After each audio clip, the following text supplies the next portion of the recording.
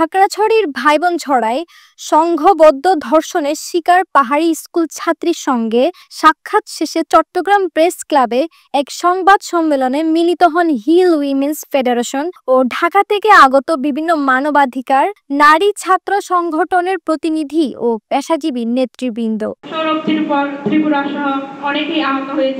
সংবাদ সম্মেলনে বক্তারা বলেন, গত ২৭ জুন রথযাত্রা শেষে আত্মীয়ের বাসায় রাত কাটাতে গিয়ে অষ্টম শ্রেণীর ১৪ বছরের এক স্কুল ছাত্রী ৬ জন সেটেলার বাঙালির দ্বারা সংঘবদ্ধ ধর্ষণের শিকার হন।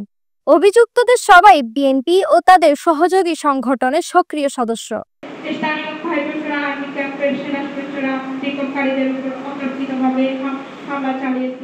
ভুক্তভোগী প্রথমে কাউকে কিছু না জানালেও মানসিক বিপর্যয়ে পড়ে ১২ জুলাই আত্মহত্যার চেষ্টা করেন। পরে খাগড়াছড়ি সদর থানায় মামলা দায়ের হলে ৪ জন গ্রেফতার হলেও বাকি ২ আসামি এখনো পলাতক, যার নির্মম বর্ণনা দেন ভুক্তভোগীর বোন।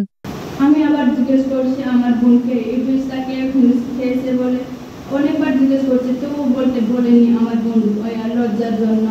তারপর আমি অনেক জিজ্ঞেস করার পরে আমার বোন বলছিল কেন জিজ্ঞেস করার পরে কেন বেশ খেয়েছে বলে জিজ্ঞেস করছে আমি। তার আমার বোন বলছিল ওরা দর্শন করে লজ্জার জন্য কাকে বলতে পারিনি, আমি লজ্জা বয়ের জন্য আমি বিষ খেয়েছি বলছি। সংবাদ সম্মেলনে বক্তারা বলেন, ঘটনাটিকে ধামাচাপা দিতে একটি কুচক্রী মহল সোশ্যাল মিডিয়ায় বিভ্রান্তিকর প্রচারণা চালাচ্ছে। আবার যখন খাগড়াছড়ি জেলার পুলিশ সুপারের সাথে আমরা কথা বললাম, তখন দেখা গেল তিনি যেটা বললেন যে ২০ দিন পরে তারা এসেছে, যার কারণে আসলে আমরা করিনি, ওয়ান স্টপ ক্রাইসিস সেন্টারে আসলে রেফার করিনি, কারণ রেফার করলেও আসলে খুব একটা ফলপ্রসূ হতো না, কারণ রিপোর্ট নেগেটিভ আসবে। যখনই একটা ধর্ষণের মামলার এজাহার হবে বা এফআইআর ভুক্ত হবে, তখন কিন্তু এটা প্রাথমিকভাবেই থানা থেকে রেফার করা যায়। ভিকটিমকে অবশ্যই ওসিসিতে রেফার করতে হবে একজন মহিলা পুলিশ অফিসারকে দিয়ে। সংবাদ সম্মেলনে বক্তারা ৫ দফা দাবি উত্থাপন করেন।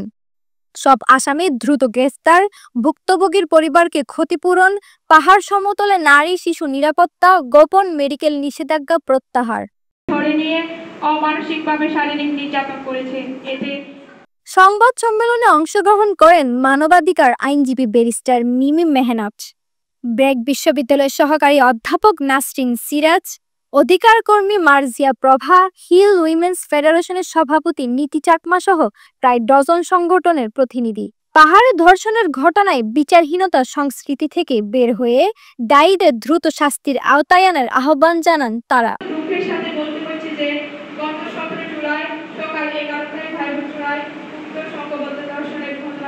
রিশতা আজাদ, একান্ত টিভি, চট্টগ্রাম।